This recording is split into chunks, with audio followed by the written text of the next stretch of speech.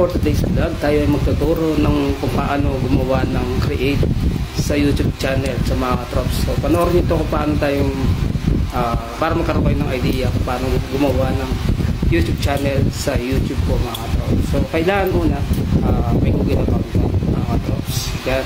So, mag-create ka muna ng Google account mo sa mismong Google account. So, mag-direct ka na mismo sa mismong YouTube. Doon ka na mismo gagawa ng iyong Google account. Napaka-basic ng mga katrops. Doon para ka gumagawa ng Facebook. So, huwag nyo kalimutan na tatandaan ninyo yung mga password na gagamitin nyo mga katrops. Yung dalawang password kasi yung gagamitin nyo. Yung pangalan ng Gmail ad mo at saka yung password mo mga katrops. Huwag nyo kakalimutan. So, inonote nyo kung hindi nyo matandaan. Inonote nyo sa malit na papel po mga katrops. So, second, i-download nyo yung YouTube Studio. So, importante yung mga trops. Yun yung mga analytics kung saan natin nakikita yung mga nanonood sa atin, kung ilan yung mga subscribers natin at sa mga views natin, kung sino yung mga nanonood sa vlog natin mga trops. So, yun po mga trops. So, una, mag-create ka muna ng Google account mo kung may Google account ka na. At kailangan may YouTube ka rin mga katrops. So, ilalagay natin dito sa aking monitor. Yan.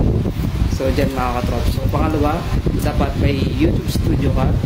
So, yun yung mga analytics na makikita natin sa ating YouTube channel.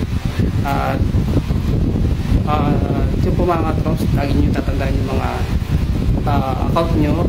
So, mas okay na yung isang account na lang din yung ilalagay nyo para hindi kayo malito sa mga account na ilalagay nyo sa YouTube. So, napaka-strict ni YouTube. So, isang pagkakamali mo lang sa mga ilalagay mo sa iyong Google account sa iyong YouTube channel. So, mahirap mag-recover mga trops. So, na-experience ko yan. So, napakahirap. So, lagi mong tatandaan yung Google account mo mga trops. Yan. So, iwasan din natin mga trops na makaka-copyright. So, hanggat pwede, kung makaka-copyright ka, i-delete mo na lang din kaagad para hindi ka magka-problema. So, yung video, pwede mo naman siyang i-mute or pag mag-i-edit ka, pwede mo siyang i-mute. Pwede mo naman siyang baguhin yung voice over mo mga katrops sa video na kung ayaw mo siyang i-delete, so i-mute mo na muna, tsaka iwasan mong more than 1 minute basta yung songs na background mo. So iwasan mo hanggat pwede, iwasan mo yung background na nasa YouTube channel mo. So mga katrops, lalo na kung mahaba yung kanta mga trops. So, depende pa rin din kung makaka-copyright yung YouTube channel po mga trops at mga ina-upload mo sa iyong vlog mga trops. So, yun lang mga trops. So, konting-konting idea lang tayo.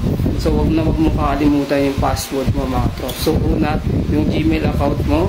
Pangalawa, yung password mo mga trops. So, yun po mga trops. So, konting trivia lang po kay Brian Trops. So, YouTube Studio, huwag mo kakalimutan. Pangalawa, yung Google account mo, yung password mo mga trops. So yun lang mga trops para magkaroon kayo ng idea. So shoutout kay Natalie, gusto niya magkaroon ng YouTube channel po. Yan. So shoutout sa kanya.